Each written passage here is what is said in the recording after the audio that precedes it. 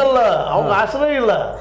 ಆಶ್ರಯ ಇಲ್ಲದಾಗ ಮತ್ತೆ ರೋಗ ಪೀಡಿತ ಆಶ್ರಯ ಇಲ್ಲದಂಥವ್ರಿಗೆ ಇಲ್ಲಿ ಇವತ್ತು ನಮ್ಮ ಸರ್ಕಾರ ಅನ್ನೋದು ಏನಪ್ಪ ಅಂದ್ರೆ ಲೋಕ ಕಲ್ಯಾಣಕಾರಕ ಸರ್ಕಾರ ಅದು ನಮ್ಮಲ್ಲಿ ಟ್ಯಾಕ್ಸ್ ತೊಗೊಳ್ಳೋದು ಎದಕ್ಕಪ್ಪ ಇದು? ನಾವು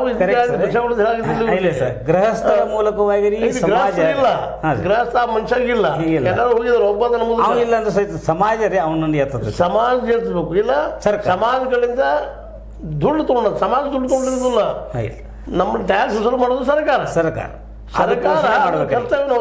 ಪೋಷಣೆ ಮಾಡ್ಬೇಕು ಸರ್. ಮತ್ತೆ ಜೊತೆಗೆ ಇಲ್ಲಿ ಸರ್ಕಾರಕ್ಕೂ ನಾವು ಅನ್ನಕ್ಕೆ ಸಾಧ್ಯ ಇಲ್ಲ, ಯಾಕಂದ್ರೆ ಎಲ್ಲರಿಗೂ ಉದ್ಯೋಗ ಕೊಡಕ್ಕೆ ಅದಕ್ಕೂ ಸಾಧ್ಯ ಇಲ್ಲ.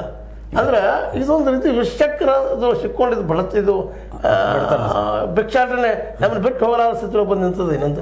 ಆದರೆ ಇವತ್ತು ನಾವು ಇನ್ನೊಂದು ನೋಡ್ಬೇಕಾಗಿತ್ತು, ಮಾರ್ಕ್ಸ್ ಹೇಳ್ತಾನೆ ಏನಪ್ಪ ಅಂದ್ರೆ ಎಲ್ಲ ಸಮಸ್ಯೆಗಳಿಗೇನು ಮೂಲ ದುಡ್ಡ ಅರ್ಥ.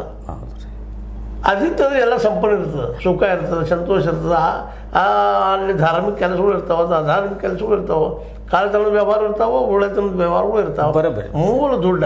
ಆ ದುಡ್ಡು ಸಿಗಬೇಕಾಯ್ತಪ್ಪ ಅಂದ್ರೆ ಬೇಕಾಗಿತ್ತು ಮನುಷ್ಯ ಬುದ್ಧಿ ಬೇಕಾಗಿತ್ತು, ಶಿಕ್ಷಣ ಬೇಕಾಗಿತ್ತು ಕೊಡಿಸ್ಬೇಕು ಸರ್ಕಾರ. ಅದು ಸಿಂಪಲ್ ಆಗಿ ಅದು ತಂದೆ ತಾಯಿ ಕೊಡಿಸ್ಬೇಕು, ಅದು ಒಪ್ಪನ ಮಾತನ್ನ.